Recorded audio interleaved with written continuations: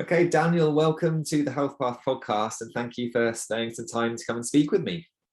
Alex, thanks so much for inviting me. I'm just excited about chatting with your audience about a subject I'm pretty passionate about, electromagnetic radiation. So thank you again. No, thank you. And I think, it's an area that I think a lot of people are becoming more aware of. Yes. It's an area that certainly some of our customers are particularly interested in, with sort of certain degrees of hypersensitivity. So I think it's a really important conversation. And I guess before we dive into it, Daniel, are you happy just to share a little bit about who you are, what you do, and your background? Of course. Actually, for the for the bulk of my job experiences, I actually worked in Bell Laboratories, which is a research and development lab in the U.S. And they drove the telecommunications network, and I was part of the telecommunications. I used to do the standards for the industry, including the telephone networks that are in place now. And I used to test the technology to make sure they complied to what the standards were. So I had a whole bunch of experience in telecommunications. And that is a primary source of electromagnetic radiation. So it turns out probably about 15 years ago or so, my boys were visiting and they had their laptops in their lap for literally hours at a time. And my wife says intuitively, that can't be good. I want grandchildren. That at your groin area is dangerous. And I said to my wife, you don't understand this. The power levels are too low. There's no way it's going to influence the cells, blah, blah, blah, blah.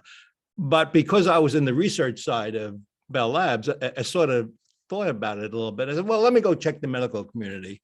And even at that time, Alex, it would turn out that after about 3 to 4 hours, the male sperm was 25% of the male sperm was erratic and immobile in some cases. That was sort of surprising information. I was in telecom my whole life, and I did not know that that was true. And then, of course, I looked into it a little bit more, and I also found at that time that females had tumors, huge population. Most of the time, it was non-cancerous tumors, but some in their groin area became cancerous. So I was just amazed that that was true. And so I actually developed shielding for my boys. And I asked them to use it, and they did, and their friends liked it. So they wanted shielding as well.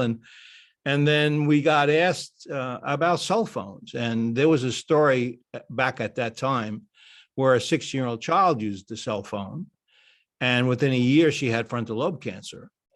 That's anecdotal. It's not statistical. It is no real evidence that that's true, that all of us can in science accept. But man, that really bothered me because I suspected, and there was evidence even back then that those kinds of things could happen. And so we started building shielding for cell phones.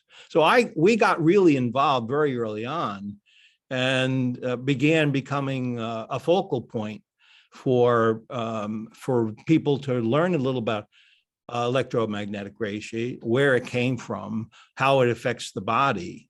And we became subject matter experts. Not that we wanted to do that, but it turns out that not many experts were available. And so I had a background in technology, so it was not too much of a difficult transition for me, but we actually became the source of a lot of people's answers for subject matter that no one really understood. That's how I got in, Alex. Interesting. Yeah. And I guess, that for me brings up the question of just laying the groundwork here around what is electromagnetic radiation, what is EMFs. People have kind of heard of this term. So are you happy just to really lay down the... Absolutely. I'll relate it back to when I was in Bell Labs, which was quite a number of years ago. We had mainframes, these huge pieces of equipment, and they operated our computing infrastructure. And these machines, they put off loads and loads of emissions, but it was 500 feet away from me. It was really far away. In fact, most technologies as recently as 10 years was mostly away from us. But all of a sudden, those technologies that were becoming smaller and smaller were getting closer and closer to our bodies. And today, like, for example, like 98% of the world's population, or the US population, has cell phones. And 6-year-old children are using cell phones. And all of a sudden, what used to be far away is really, really close. And there's scientific evidence that that closeness of these electronics can be bothersome. So what do we mean? Your refrigerator, your microwave oven, your hair dryer, all of these products emit extremely low frequency radiation. That's what they call it. And then you have a cell phone that has a Wi-Fi transmitter on it. It has a Bluetooth transmitter on it. It has a cell phone transmitter on it. There's 3 different transmitters transmitting from a cell phone, and you have it right next to your head. This is unprecedented. It hasn't happened in the past, but it's certainly very much a part of our lives today. And I think at least some of our listeners might be aware of, the kind of anecdotal, I guess, research and evidence around things like phone towers and, people living around these areas. Alex, it turns out that there's many studies actually that I'm familiar with about the overhead wires, the high tension overhead wires. If you take a fluorescent light bulb, you can almost light it up. In many cases, it will light up because there's so much energy being transmitted from those heavy duty wires. And so that is clearly, when you're close to these devices, is a problematic. And the cell towers themselves, they produce a lot of power, and those transmitting long distances, up to 5 miles, in fact. And it turns out that if you're within 1,000 feet, you're 3 times more likely to have 3 times more likely to have cancer, and a variety of sources, as is the case with power lines. So we know that when you're close to these things, from the studies we've seen, that there is an impact to the cell of the body. Okay. And why is that? I guess a question that might be coming for people who are new to this information is, how are these kind of emissions, and how is this kind of electromagnetic connection to the human body? So there are some scientists that actually Dr. Powell is one of them.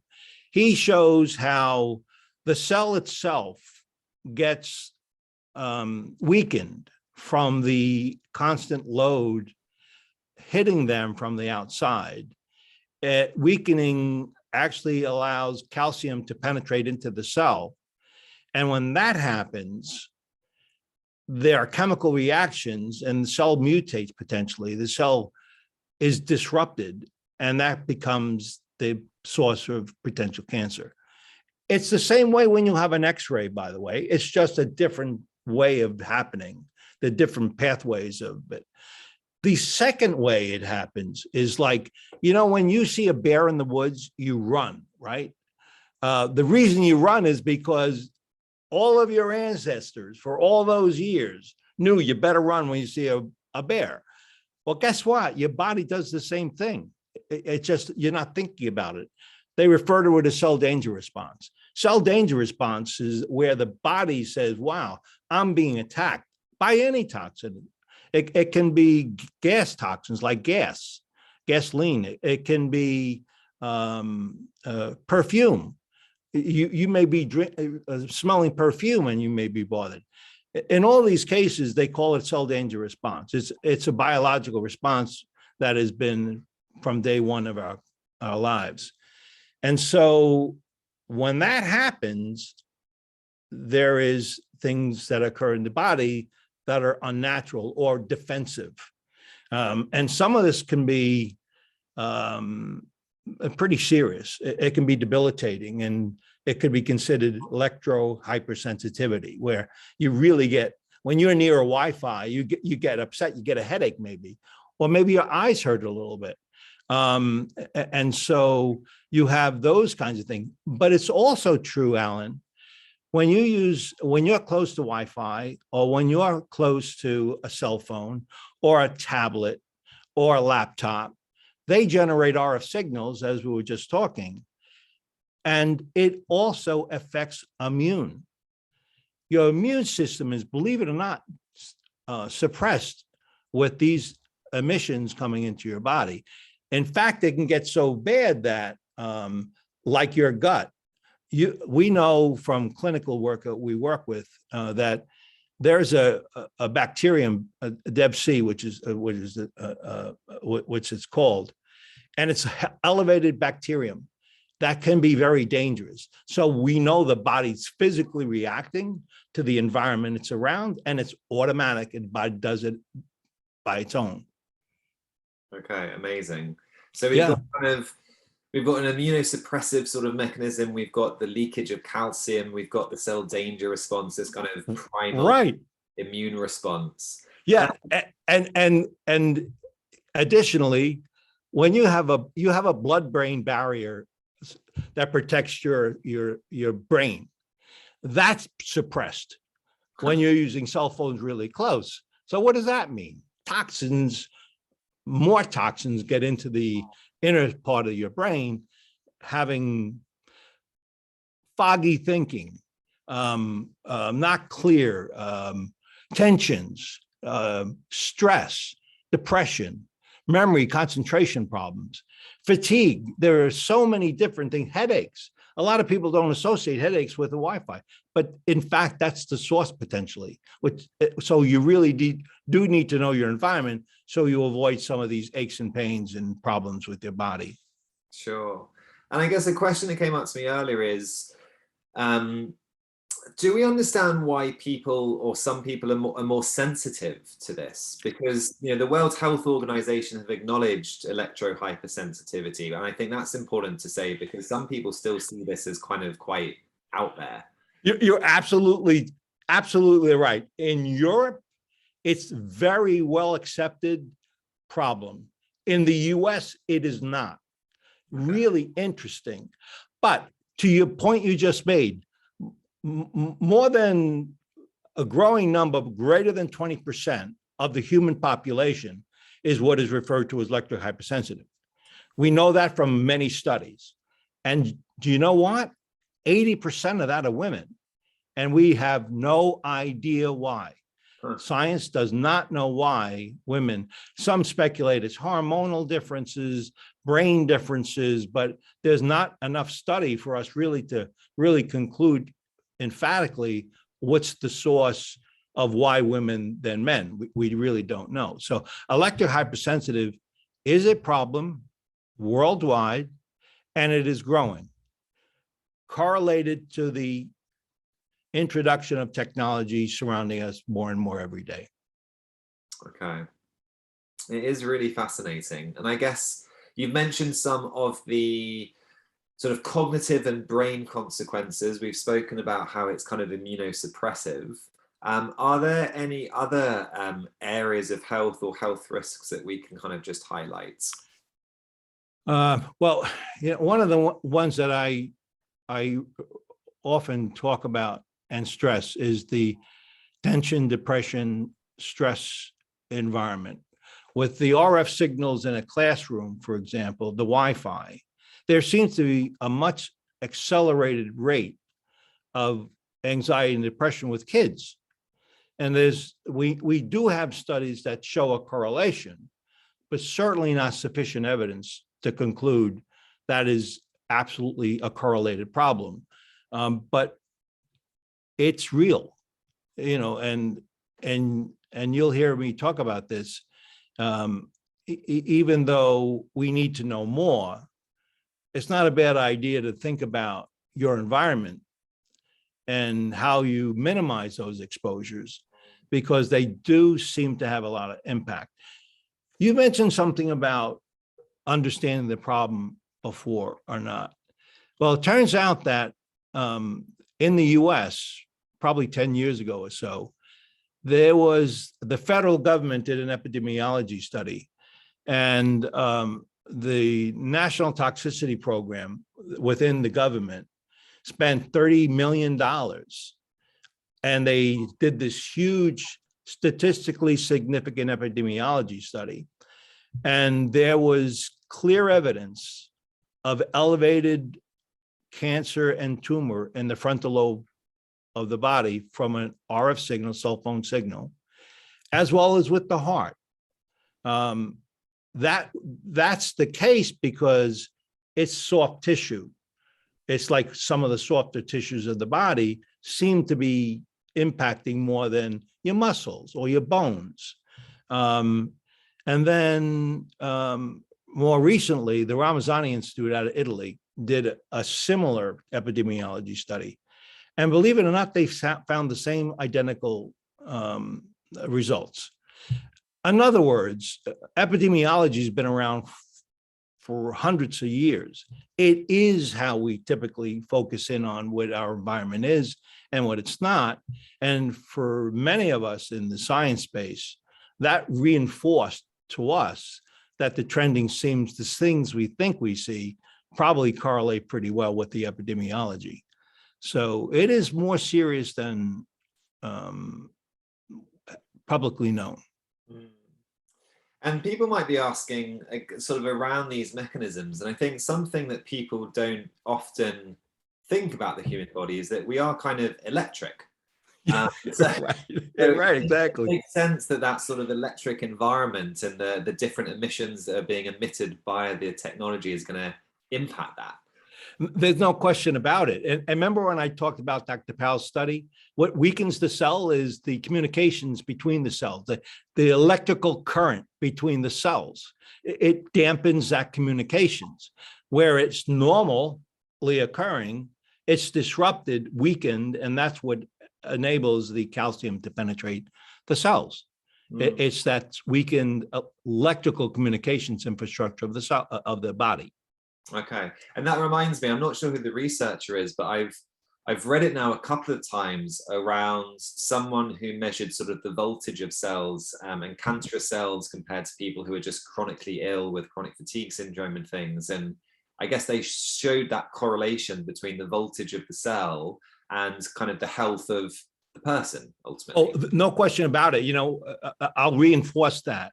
When I'm aware of several clinics that look for the current flow within the frontal lobe.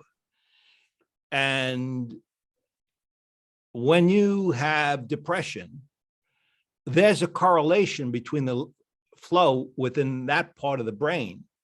So if it's less than it should be, that's correlated to a depression or an anxiety. And so, yes, we've been able to correlate that along with under stress from Wi-Fi, for example. They typically use Wi-Fi to show that correlation to the frontal lobe and then measuring that frontal lobe.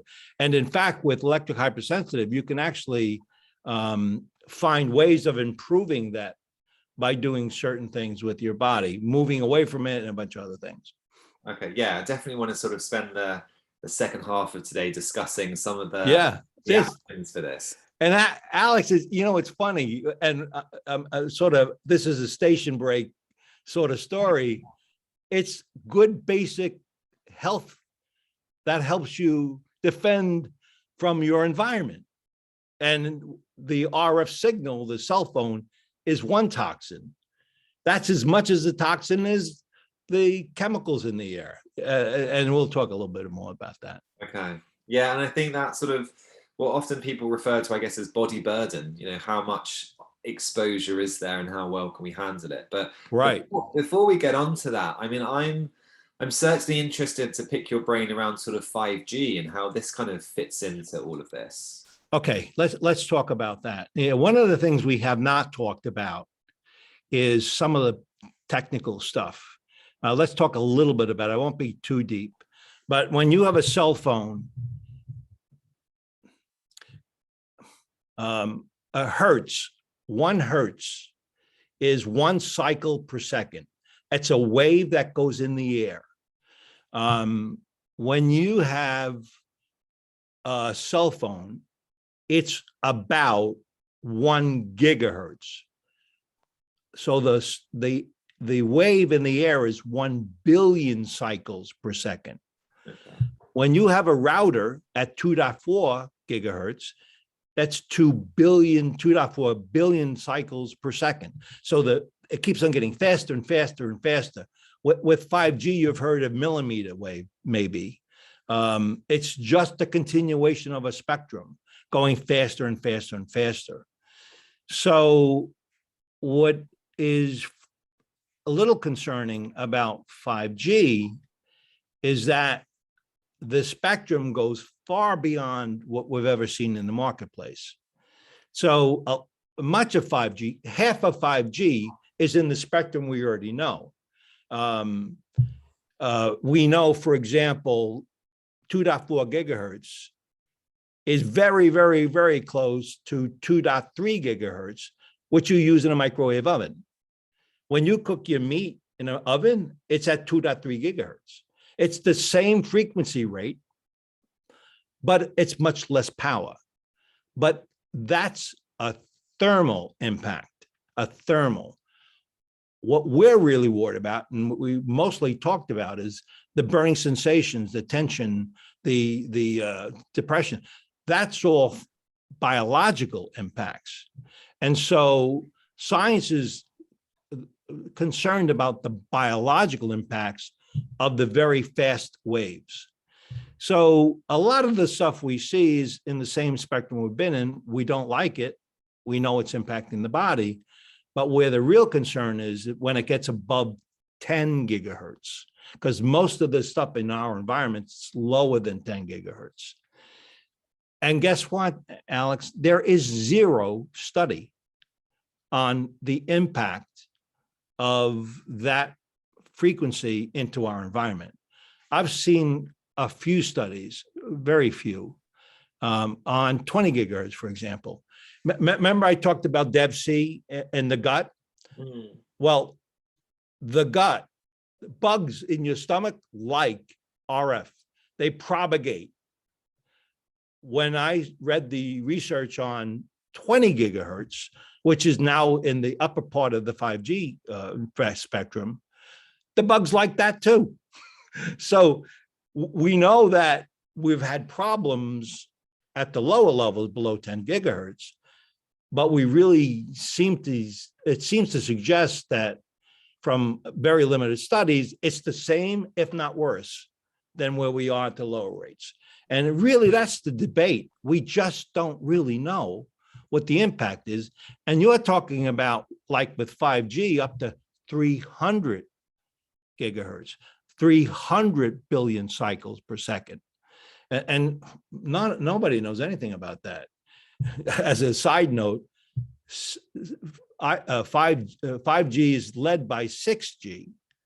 6G is up to 1 terahertz. Really, really, really fast. It's getting to be the point where it's like an X-ray or the sunlight. So we keep on introducing these signals that we don't know much about. And unfortunately, we're going to learn from practice what the implications are. Mm. And you mentioned that bugs like, for example, 5G. What do you mean by that? It likes the frequency. They resonate with the frequency. So it's really true that when you're next to an RF Wi-Fi, it could be disrupting your biome in your gut, right? Because the bugs, the good bugs may like it and the bad bugs may like it. Okay. The DevC I mentioned before, which is an elevated biome marker that we look at, shows that they elevate. So that seems to be liking it more than the good bugs, which is not a good thing. It's a bad thing because now your biome's disrupted. Mm. And I guess, that ties in with some of the mechanisms that we've already discussed around sort of the immune system and the sort of the suppressive nature of that and things. Well, mitochondrial repair comes from the stomach, right? And you don't recover as much as you may be if it's a normal biome. And so there's implications over and over and over. Another point too, which we haven't spoke about, when you're looking at me right now in a monitor, your monitor is generating blue light. And I'm sure you've heard about this, but what does it really mean? This is what it means to the body. When you're looking at that blue light, that component is what tells you to go to sleep and wake up every day. So when you're looking at your screen at night, say 11 o'clock, just before you go to bed, that light is entering into your eye. And in the back of the eye, there's what is known as a cryptochrome protein. It's the little switch that turns what do you call it, the melatonin on and off. It stays on. And so the melatonin stays off and the melatonin never turns on. And you wonder why you can't go to sleep. Well, it's because the melatonin is not present in your bloodstream. So even that is a part of the modern digital world, is that we're looking at monitors all the time. We're seeing all these blue components of that spectrum hitting our eyes and disrupting our cycle. We have the 24-hour cycle that we maintain health of. Yeah. Yeah, and that's, I mean, that on its own right is huge. I think we've had some guests on recently talking about our circadian rhythm. Circadian rhythms, yeah, that's the point. Yeah. And in fact, so if you're doing that, you're not going to necessarily go to sleep when you want, and you're not eating good and within time windows, you've got multiple things going on in your body, and that disrupts even further your ability to retain and be resilient in these kinds of environments. Yeah, absolutely. Brilliant. So is there anything, Daniel, that you would like to kind of just touch on or expand on before we move into what we can do about this situation?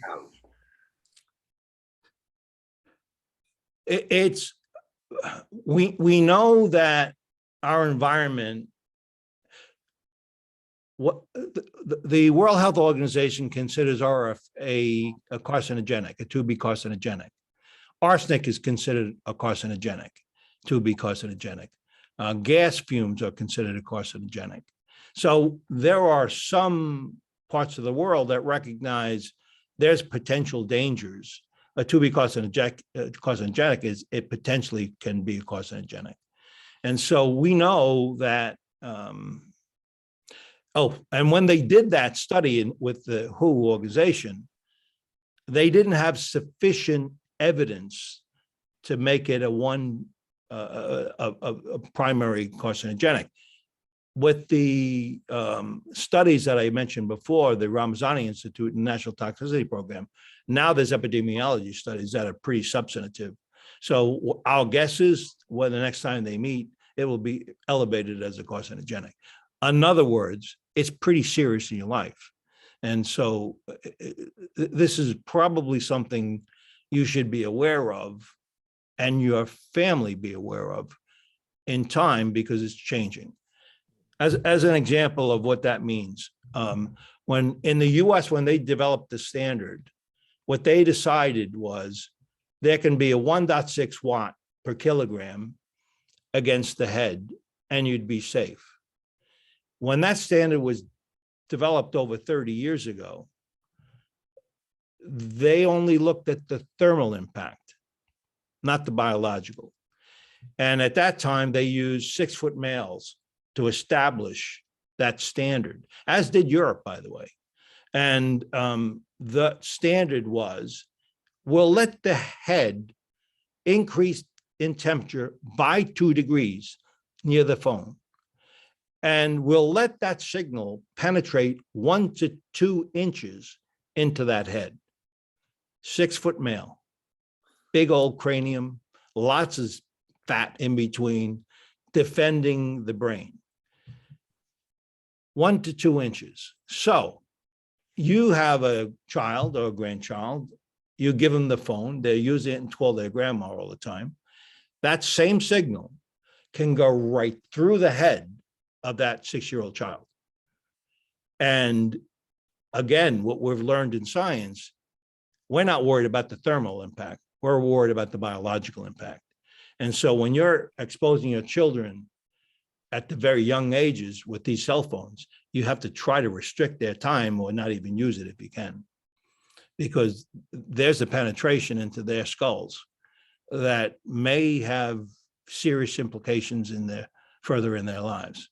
We just don't know fully. So yeah, I mean, I guess one of these strategies to improve our environment ultimately is limiting our exposure. Yeah, right, exactly, right. Don't use it as much. That's it. Like if you use a cell phone a couple hours a day, you're considered a heavy user. By 10 years out, you're likely to have cancer, frontal lobe cancer. You're 3 times more likely to have cancer. 3 times. Wow. And when you're a heavy user. When you're a light user, there is no statistic that says that there's a serious impact. So we know that the more you use it, the more you're exposed, the more the probability is you'll have an impact to your body and cells of your body. So yes, avoid it. As simple as that, if you can. And go ahead, please. Yeah, and you mentioned at the beginning of our conversation some of the I guess the household items that were emitting some of these things. You mentioned the fridge, you mentioned the microwave. We a couple of years ago got rid of our microwave when we started looking into some of this. So are there any other kind of common household items that we just need to have on our list?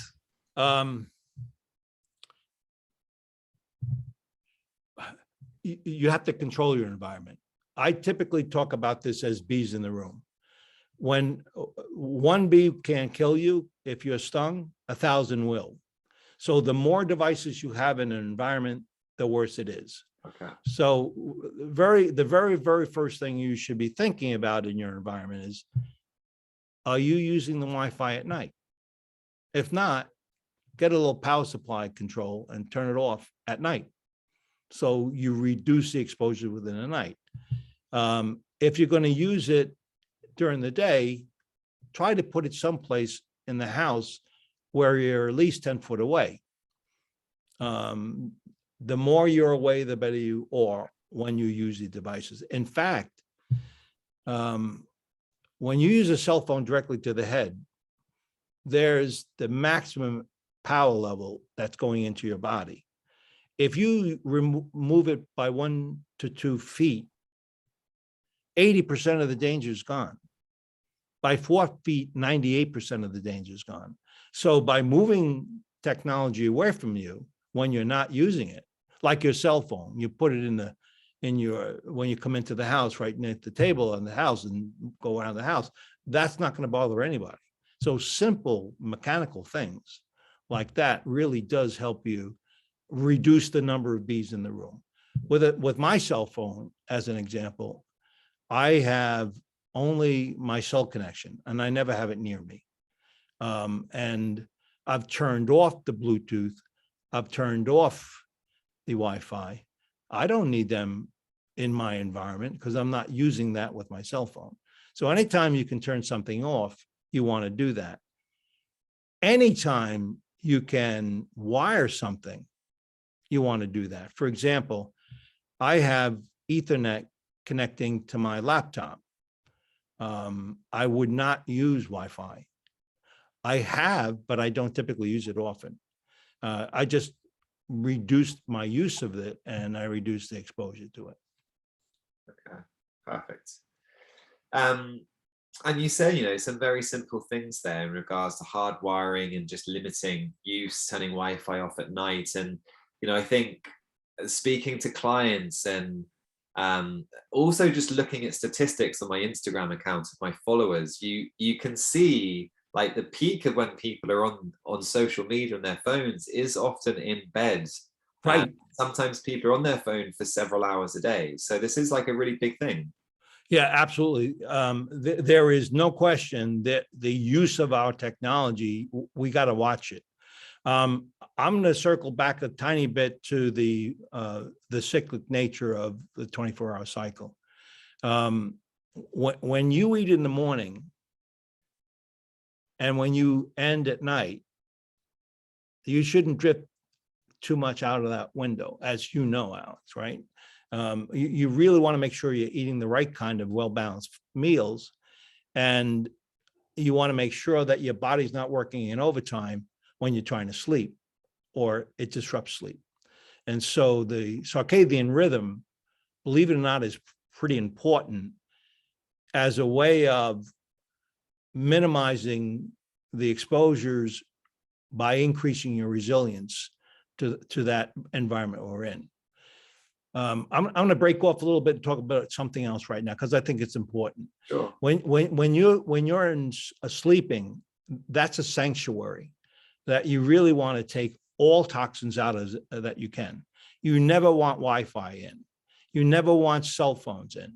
You never want any devices that are transmitting signals in. I was on a podcast once, and I had this really, really bright lady, and I said to her, you know, like, you got to make sure you have the sanctuary and you move all these devices, as I just said. And she was like, oh yes, thank you so much for that help. She didn't believe a word I said. And then about 2 weeks later, she calls me up and she said, my husband and I took our cell phones out of the bedroom, we put it in the other room, and we're sleeping fully all night as a result of removing those RF signals into our environment.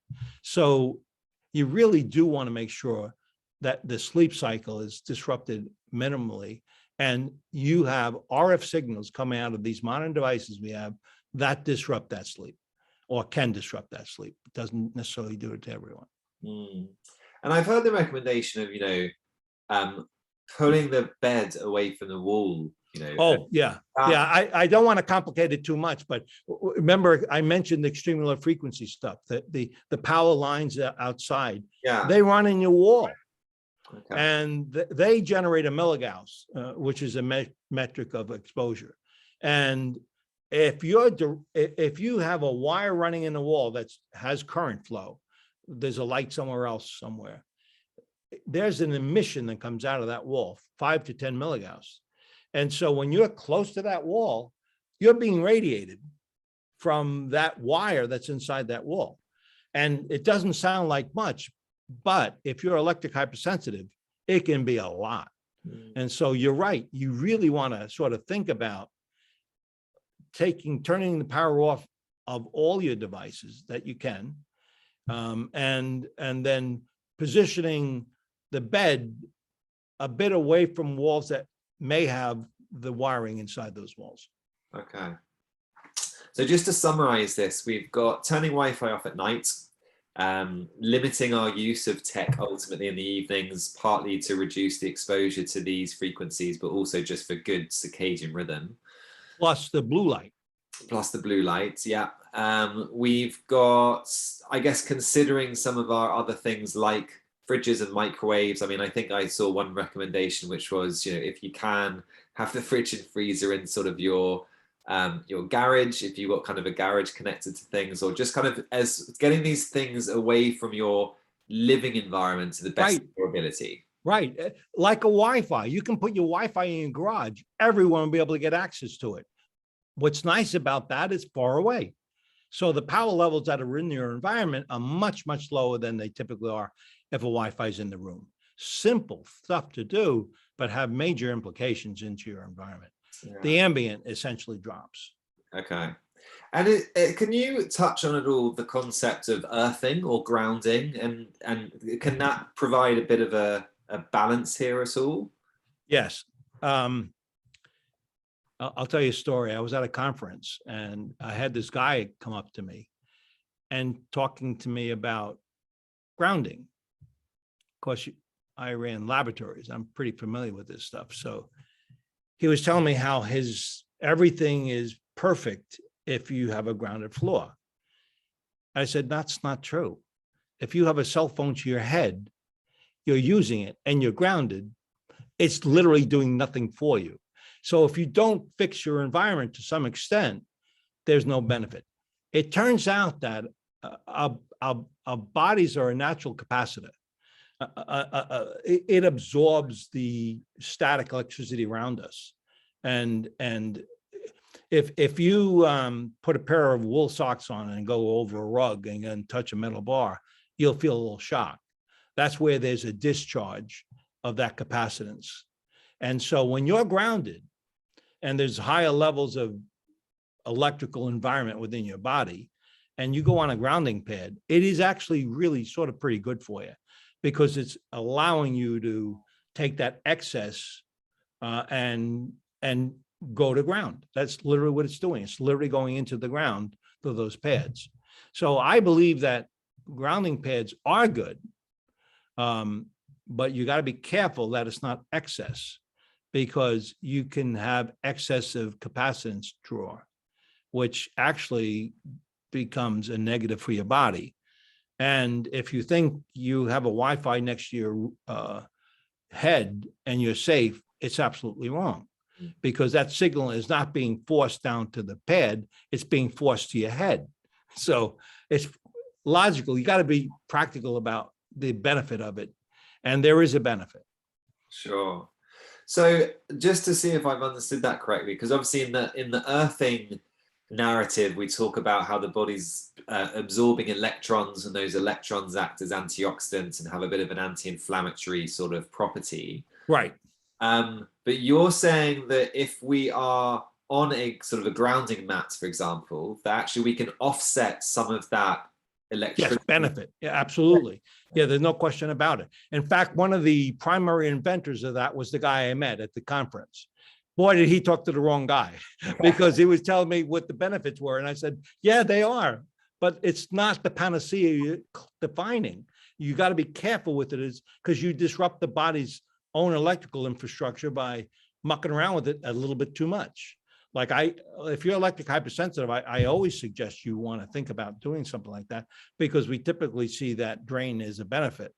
Okay. But it's also true that I wouldn't put anybody in a bed to sleep on a pad all night, because I would be concerned about the attraction of that energy into the room through your body into the ground.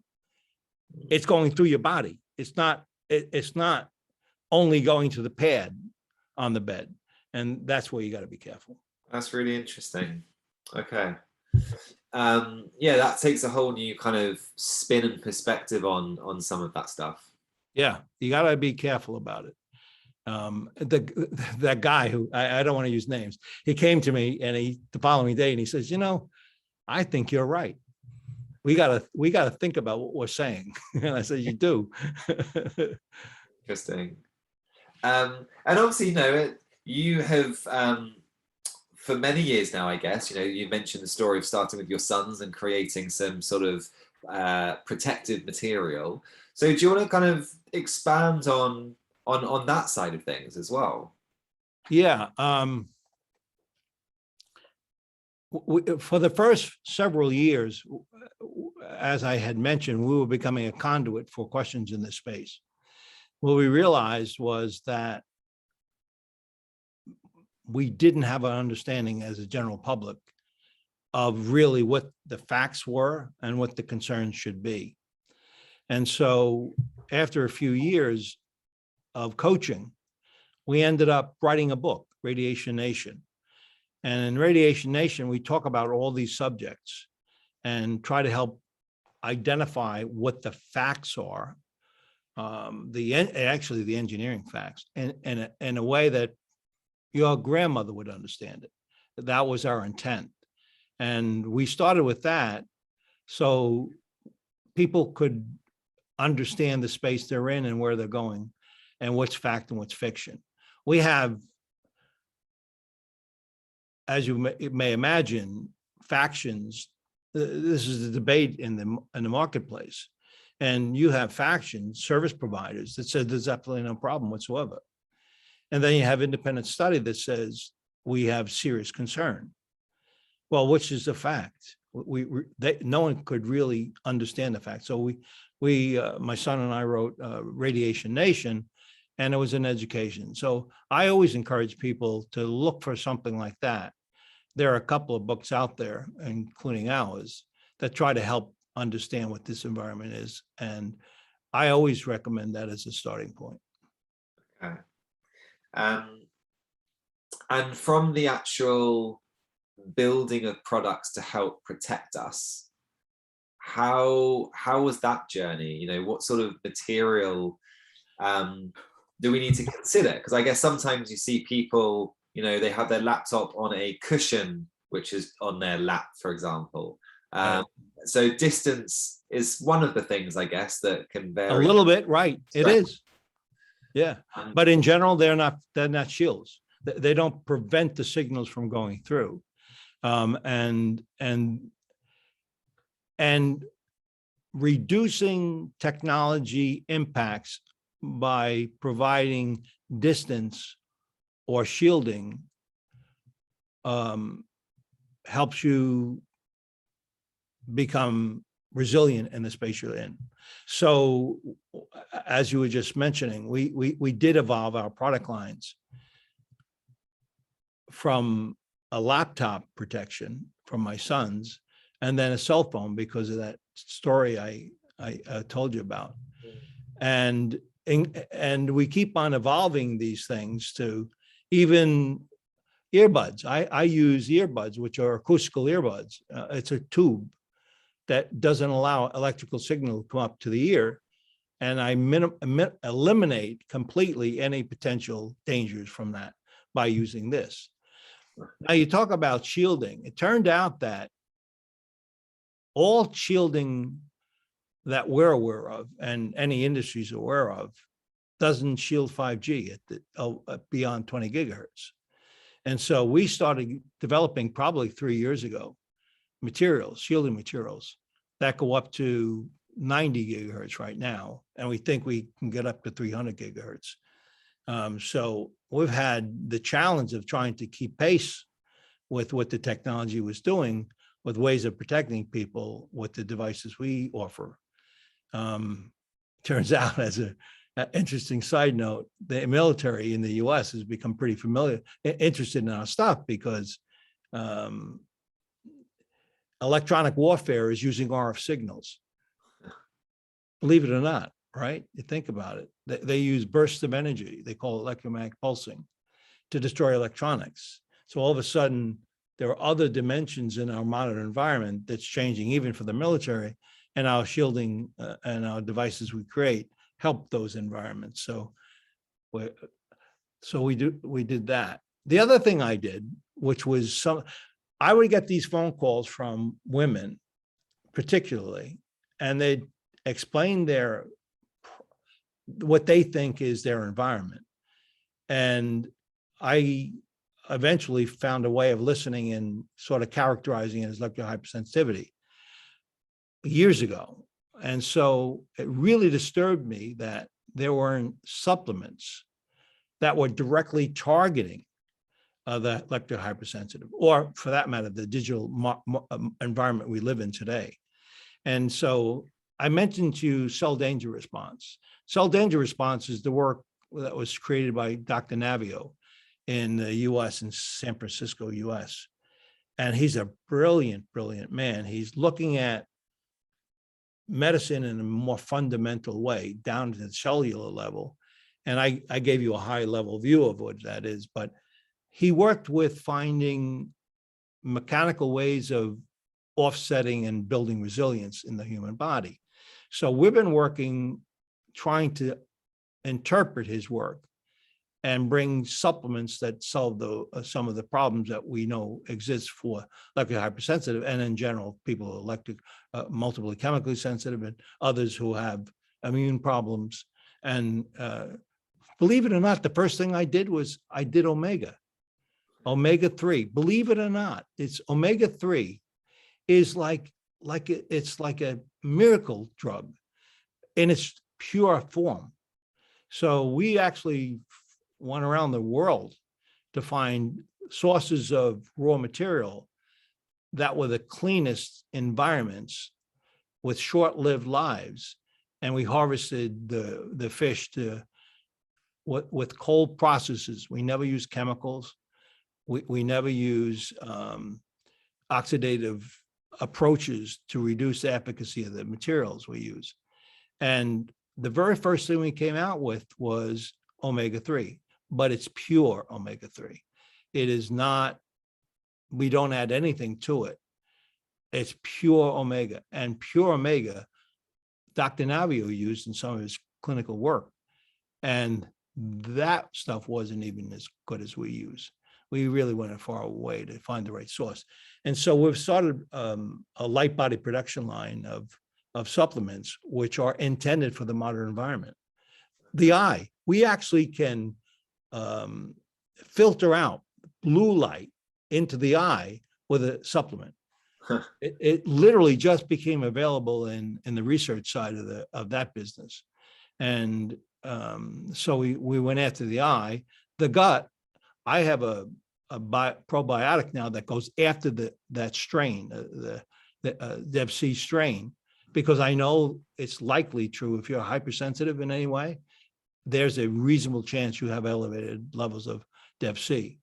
And so I'm just really excited about those kinds of things, because it helps your body in an environment that's changing and becoming more challenging for the human body. Eventually, our bodies will figure it out, right? 100 years from now, we'll know what to do. But in the meantime, it's going to be rough going. Yeah, and I think that's a good point in regards to, there's that balance between limiting exposure and just accepting and acknowledging, as you say, this is just part of the environment. So yeah, absolutely. Getting as resilient as possible at the same time is needed fundamentally. Yeah, Alex, absolutely. That is no question about it. You're not going to throw your cell phone away. I'm not going to throw my cell phone away. So we have to find a balance in the use of our cell phones. So we're comfortable in an environment that's the modern environment. And there are so many practical things we can do to reduce those exposures. And by the way, don't worry about the stuff you can't control. Like people ask me about your neighbor. Should I have them turn their Wi-Fi? No, they're too far away. Don't worry about it. That's really not impacting you unless you're extremely hypersensitive, and some people are. But by and large, in general, a little bit of distance from these environments are typically low-level power levels, and you're pretty safe. Okay, brilliant. I'm mindful of time, Daniel. So is there anything that you would like to conclude with? Anything you want to emphasize or? Yeah, you're the architect of your own environment. You coach people how to maintain a healthy lifestyle. That is so important for the modern environment. And no one else is going to come along and turn off that router or move that router where it doesn't belong. Only you do. So if you're going to make those improvements, if those improvements are going to occur, it's not going to be legislatively done. It's going to be done through your own action. So you're the architect of your own destiny, and you should take the action to make sure you live in an environment that you choose. Perfect. Wise words. Daniel, thank you so much for coming on the podcast. It's been really great to do a bit of a deeper dive into some of these things that we all need to be more aware of, I think. Alex, thanks so much for inviting me. I did enjoy our conversation today. Thanks so much.